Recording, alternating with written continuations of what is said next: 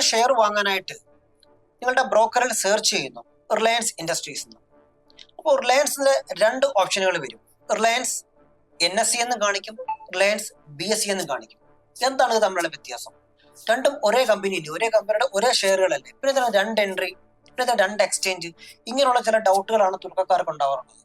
ഇന്നത്തെ ഈ വീഡിയോയിൽ NSEയും BSEയും തമ്മിലുള്ള വ്യത്യാസം എന്താണ്, അല്ലെങ്കിൽ എന്തുകൊണ്ടാണ് ആ സ്റ്റോക്കിന്റെ കൂടെ NSE എന്നും BSE എന്നും രണ്ട് എൻട്രി അവിടെ വരുന്നത്, ഇതിനെക്കുറിച്ചാണ് നമ്മൾ ഇന്നത്തെ വീഡിയോയിൽ ഡിസ്കസ് ചെയ്യാൻ പോകുന്നത്. ഈ വീഡിയോ കാണുന്നതോടെ നിങ്ങളുടെ ആ ഒരു സംശയം മാറിക്കിട്ടും തീർച്ചയായിട്ടും. ആദ്യം നമ്മൾ മനസ്സിലാക്കേണ്ട ഒരു കാര്യം, സ്റ്റോക്ക് എക്സ്ചേഞ്ച് എന്ന് പറയുന്നത് ഒരു വലിയ കെട്ടിടമല്ല, ഒരു ബിൽഡിംഗ് അല്ല.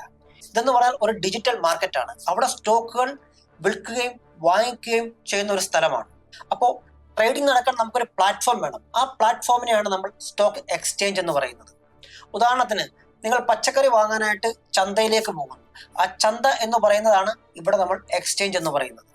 എന്താണ് BSE? BSE എന്ന് പറഞ്ഞാൽ ബോംബെ സ്റ്റോക്ക് എക്സ്ചേഞ്ച്. അതായത് ഇന്ത്യയിലെ ഏറ്റവും പഴക്കമുള്ള സ്റ്റോക്ക് എക്സ്ചേഞ്ച് ആണ് ബോംബെ സ്റ്റോക്ക് എക്സ്ചേഞ്ച് എന്ന് പറയുന്നത്. ഇത് സ്ഥാപിച്ചത് 1875-ലാണ്. അതായത് 150 വർഷം പഴക്കമുള്ള ഒരു സ്റ്റോക്ക് എക്സ്ചേഞ്ച് ആണ് BSE എന്ന് പറയുന്നത്. അന്ന് കമ്പ്യൂട്ടർ ഇല്ലായിരുന്നു, ഓൺലൈൻ ട്രേഡിംഗും ഇല്ലായിരുന്നു. എല്ലാം നടക്കുന്നത് ഒരു ഫ്ലോറിലാണ്. അപ്പോൾ എല്ലാ ട്രേഡേഴ്സും ആ ഒരു പ്ലാറ്റ്ഫോമിൽ എത്തിച്ചേരും. അവിടെയാണ് ട്രേഡുകൾ നടന്നിരുന്നത്. എല്ലാവർക്കും എത്തിച്ചേരാനും ഒരുപാട് ആൾക്കാർക്ക് അവിടെ നിൽക്കാൻ സ്ഥലമില്ലാത്തത് കാരണമാണ് പിന്നീട് ബ്രോക്കേഴ്സ് വന്ന്, ബ്രോക്കേഴ്സുമായിട്ടാണ് ട്രേഡേഴ്സ് ലിങ്ക് ആവുന്നത്. ബ്രോക്കർമാർ അവിടെ വന്ന് മറ്റ് ബ്രോക്കേഴ്സുമായിട്ട് സംസാരിക്കുകയും അങ്ങനെ ഒരു ഡീലിലെത്തുകയും ചെയ്ത് അങ്ങനെയാണ് ഈ സ്റ്റോക്കുകൾ വിൽക്കുകയും വാങ്ങിക്കുകയും ചെയ്തുകൊണ്ടിരുന്നത്. എനിക്ക് ഇപ്പോൾ ഓർമ്മയുണ്ട്, ഒരാൾ പറഞ്ഞൊരു കഥയാണ്. പണ്ട് കൊച്ചിയിൽ സ്റ്റോക്ക് എക്സ്ചേഞ്ച് ഉള്ള സമയത്ത് അവിടുത്തെ സ്റ്റോക്കിന്റെ ഫ്ലോറിൽ നിന്ന് വിളിച്ചു പറയണമെന്നുണ്ടെങ്കിൽ, അതായത് ഇപ്പം ഉദാഹരണം പറയുവാണെങ്കിൽ ടാറ്റ മോട്ടോഴ്സ് 150 രൂപ, ടാറ്റ മോട്ടോഴ്സ് 250 രൂപ വിളിച്ചു പറയണമെന്നുണ്ടെങ്കിൽ നല്ല ഒച്ചയുള്ള ആൾക്കാരെ വേണമായിരുന്നു, നല്ല സൗണ്ട് ഉള്ള ആൾക്കാരെ വേണം. അപ്പം നല്ല സൗണ്ട് ഉള്ള ആൾക്കാരെ എവിടെയെങ്കിലും കിട്ടുവാണെന്നുണ്ടെങ്കിൽ അവരെ ഈ ബ്രോക്കർമാരെ വിളിച്ചുകൊണ്ട് പോകും. ബ്രോക്കർമാരെ വിളിച്ചുകൊണ്ട് പോയിട്ട് ഈ ഫ്ലോറിൽ നിന്ന് അവരെ കൊണ്ടാണ് ഇത് ഇങ്ങനെ വിളിച്ചു പറയിപ്പിച്ചുകൊണ്ടിരുന്നത്. അങ്ങനെ ഒരു സംഭവം ഒരാൾ പറഞ്ഞൊരു കഥ എനിക്ക് ഓർമ്മ വന്നു, അതുകൊണ്ട് ഞാൻ പറഞ്ഞതേ ഉള്ളൂ ഇവിടെ. അപ്പോൾ BSE, അവിടെ നിന്നാണ് ഇന്ത്യൻ സ്റ്റോക്ക് മാർക്കറ്റിന്റെ വളർച്ച ആരംഭിക്കുന്നത്. അടുത്തത് NSE. NSE എന്താണെന്ന് നോക്കാം. NSE എന്ന് പറഞ്ഞാൽ national stock exchange. National stock exchange ആരംഭിച്ചത് 1992-ലാണ്, 1992-ലാണ്. BSE അപേക്ഷിച്ച് നോക്കുമ്പോൾ NSE എന്ന് പറയുന്നത് വളരെ പുതിയൊരു എക്സ്ചേഞ്ച് ആണെന്ന് പറയാം. പക്ഷെ പുതിയൊരു എക്സ്ചേഞ്ച് ആണെങ്കിൽ ഇന്ത്യൻ മാർക്കറ്റിൽ ഒരു വലിയ വിപ്ലവം സൃഷ്ടിച്ച ഒരു എക്സ്ചേഞ്ച് ആണ് നാഷണൽ സ്റ്റോക്ക് എക്സ്ചേഞ്ച് എന്ന് പറയുന്നത്. അതായത് ഇന്ത്യൻ സ്റ്റോക്ക് മാർക്കറ്റിൽ ഇലക്ട്രോണിക് ട്രേഡിംഗ് ഇൻട്രൊഡ്യൂസ് ചെയ്തത് നാഷണൽ സ്റ്റോക്ക് എക്സ്ചേഞ്ച് ആണ്. ഇനി നമുക്ക് NSEയും BSEയും തമ്മിലുള്ള വ്യത്യാസം എന്താണെന്ന് നോക്കാം. ആദ്യം നമുക്ക് പ്രായം നോക്കാം. BSE 1875-ലാണ് രൂപീകരിക്കപ്പെട്ടത്. ഇന്ത്യയിലെ ഏറ്റവും പഴക്കം ചെന്ന എക്സ്ചേഞ്ച് ആണ് BSE എന്ന് പറയുന്നത്. എന്നാൽ NSEയോ 1992-ലാണ് ഇൻട്രൊഡ്യൂസ് ചെയ്തത്. ഇത് കമ്പാരിറ്റീവ്ലി ഒരു പുതിയ എക്സ്ചേഞ്ച് ആണെന്ന് പറയാം. അടുത്തത് ഇൻഡെക്സസ്. അതായത് ബോംബെ സ്റ്റോക്ക് എക്സ്ചേഞ്ചിന്റെ ഇൻഡെക്സ് എന്ന് പറയുന്നത് സെൻസെക്സ് എന്ന് പറയും. നമ്മൾ കേട്ടിട്ടില്ലേ, സെൻസെക്സ് 500 പോയിന്റ് ഇടിഞ്ഞു എന്ന് വെച്ച് കഴിഞ്ഞാൽ ബോംബെ സ്റ്റോക്ക് എക്സ്ചേഞ്ചിന്റെ ഇൻഡെക്സിനെയാണ് നമ്മൾ സെൻസെക്സ് എന്ന് പറയുന്നത്. സെൻസെക്സ് എന്ന് പറഞ്ഞാൽ 30 ടോപ്പ് കമ്പനികളുടെ ഒരു ഗ്രൂപ്പിനെയാണ് സെൻസെക്സ് എന്ന് പറയുന്നത്. ഇനി നമ്മൾ NSEയിലേക്ക് വരുമ്പോഴോ നമ്മൾ നിഫ്റ്റി 50 എന്ന് പറയും. നിഫ്റ്റി 50-ൽ 50 ടോപ്പ് കമ്പനികളുടെ ഒരു ഗ്രൂപ്പാണ്, അതിനെയാണ് നിഫ്റ്റി 50 എന്ന് പറയുന്നത്. ഈ ഏത് എക്സ്ചേഞ്ചിലാണ് ഏറ്റവും കൂടുതൽ ട്രേഡിംഗ് നടക്കുന്നതെന്ന് നോക്കാം. ഇന്ത്യയിൽ ഇക്വിറ്റി ട്രേഡിങ്ങും അതുപോലെ തന്നെ ഡെറിവേറ്റീവ് ട്രേഡിങ്ങും ഏറ്റവും കൂടുതലായിട്ട് നടക്കുന്നത് നാഷണൽ സ്റ്റോക്ക് എക്സ്ചേഞ്ചിലാണ്. കാരണം ഏറ്റവും കൂടുതൽ ബയേഴ്സും അതുപോലെ തന്നെ സെല്ലേഴ്സും കൂടുതലുള്ളത് നാഷണൽ സ്റ്റോക്ക് എക്സ്ചേഞ്ചിലാണ്. അതുകൊണ്ടാണ് നാഷണൽ സ്റ്റോക്ക് എക്സ്ചേഞ്ചിൽ ലിക്വിഡിറ്റി കൂടുതലാണെന്ന് പറയുന്നത്. ലിക്വിഡിറ്റി കൂടുതലായതുകൊണ്ട് എക്സിക്യൂഷൻ വളരെ ഫാസ്റ്റ് ആയിരിക്കും.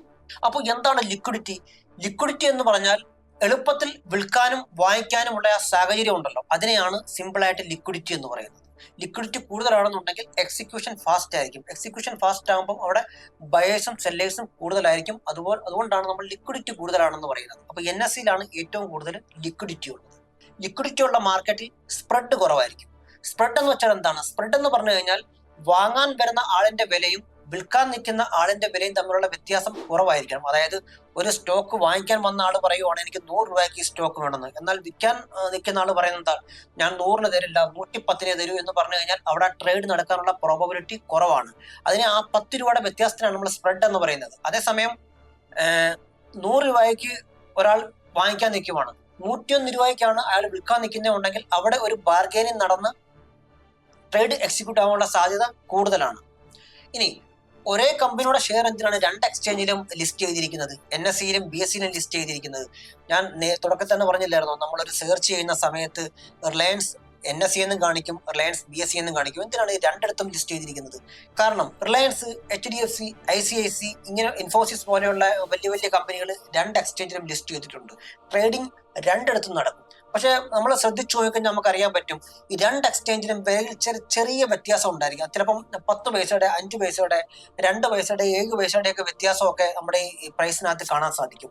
അപ്പോൾ ഇങ്ങനെ വരുന്ന സമയത്ത് അവിടെ വേറൊരു ഫിനോമിന ഉണ്ട്, പ്രതിഭാസം കൂടിയുണ്ട്. അതായത് അതിനെ ആർബിട്രാജ് ട്രേഡിംഗ് എന്ന് പറയും. അതായത് ഞാനിപ്പോൾ 100 രൂപയ്ക്ക് ഒരു ഷെയർ വന്ന് NSEന്ന് വാങ്ങിച്ചു.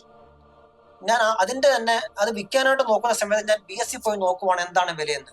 ഞാനിപ്പോ 100 രൂപയ്ക്ക് ഇവിടെ വാങ്ങിച്ച ഷെയറിന്റെ വില ചിലപ്പോൾ BSE ചിലപ്പോൾ കാണിക്കുന്നത് 100 രൂപ 10 പൈസ എന്നായിരിക്കും, അല്ലെങ്കിൽ 100 രൂപ 5 പൈസ എന്നായിരിക്കും. അപ്പം ഒരു ഷെയറിന്റെ പുറത്ത് എനിക്ക് 5 പൈസ പ്രോഫിറ്റ് കിട്ടുമെന്നുണ്ടെങ്കിൽ ഞാൻ എന്ത് ചെയ്യും? NSE വന്ന് വാങ്ങിച്ചിട്ട് ഞാൻ അതിന്റെ BSE പോയി വിൽക്കും.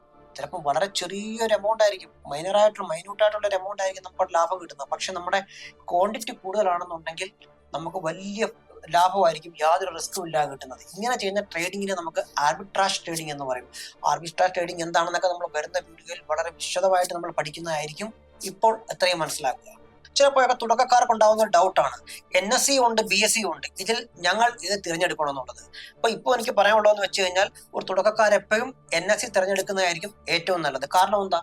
NSE ഞാൻ ഓൾറെഡി പറഞ്ഞു കഴിഞ്ഞാണ്, NSEയിൽ ലിക്വിഡിറ്റി വളരെ കൂടുതലാണ്. അതുപോലെ ട്രേഡിംഗ് വോളിയം വളരെ നല്ല വോളിയം ഉണ്ട്. ട്രേഡിംഗ് വോളിയം എന്ന് പറഞ്ഞു കഴിഞ്ഞാൽ നമ്പർ ഓഫ് ട്രേഡ്, ക്വാണ്ടിറ്റി കൂടുതലായിരിക്കും അവിടെ ട്രേഡ് നടക്കുന്നത്. അപ്പൊ വോളിയവും ലിക്വിഡിറ്റിയും കൂടുതലായതുകൊണ്ട് നമുക്ക് ഇതിന്റെ പ്രൈസിനെ ട്രാക്ക് ചെയ്യാൻ വളരെ എളുപ്പമായിരിക്കും. NSEയുടെ, നിഫ്റ്റിയുടെ പ്രൈസ് ട്രാക്ക് ചെയ്യാൻ വളരെ എളുപ്പമായിരിക്കും. അതുപോലെ തന്നെ ഡെറിവേറ്റീവ് മാർക്കറ്റ്, ഇന്ത്യയുടെ ഡെറിവേറ്റീവ് മാർക്കറ്റ് പ്രധാനമായിട്ടും കേന്ദ്രീകരിച്ചിരിക്കുന്നത് NSEയിലാണ്. അതിന്റെ അർത്ഥം BSE മോശമാണെന്നല്ല. NSEയും BSEയും ഇന്ത്യയിലെ വളരെ പ്രധാനപ്പെട്ട രണ്ട് എക്സ്ചേഞ്ചുകളാണ്, അതിനകത്ത് യാതൊരു സംശയവുമില്ല. അപ്പോൾ ഇന്നത്തെ ഈ വീഡിയോയിലൂടെ നമ്മൾ എന്തൊക്കെയാണ് പഠിച്ചതെന്ന് നമുക്കൊന്ന് സമപ്പ് ചെയ്ത് നോക്കാം. NSEയും BSEയും എന്ന് പറയുന്നത് ഇന്ത്യയിലെ രണ്ട് പ്രധാനപ്പെട്ട സ്റ്റോക്ക് എക്സ്ചേഞ്ചുകളാണ്. BSE എന്ന് പറയുന്നത് ഇന്ത്യയിലെ ഏറ്റവും പഴയ സ്റ്റോക്ക് എക്സ്ചേഞ്ച് ആണ്. ഇത് രൂപീകരിച്ചത് 1875-ലാണ്. എന്നാൽ NSE രൂപീകരിച്ചതോ 1992-ലാണ്. NSE എന്ന് പറയുന്നത് ഇന്ന് ഇന്ത്യയിലെ ഏറ്റവും വലിയ സ്റ്റോക്ക് എക്സ്ചേഞ്ച് ആണ്. BSEയുടെ ഇൻഡെക്സിനെയാണ് നമ്മൾ സെൻസെക്സ് എന്ന് പറയുന്നത്. അതുപോലെ തന്നെ NSEയുടെ ഇൻഡെക്സിനെ നമ്മൾ നിഫ്റ്റി 50 അല്ലെ നിഫ്റ്റി എന്ന് പറയും. അതുപോലെ തന്നെ കൂടുതൽ ലിക്വിഡിറ്റി കാരണം ട്രേഡിംഗ് കൂടുതൽ നടക്കുന്നത് നാഷണൽ സ്റ്റോക്ക് എക്സ്ചേഞ്ചിലാണ്. ഈ വീഡിയോ നിങ്ങൾക്ക് ഉപകാരപ്പെട്ടെങ്കിൽ വീഡിയോ ലൈക്ക് ചെയ്യുക, ചാനൽ സബ്സ്ക്രൈബ് ചെയ്യുക. Thank you.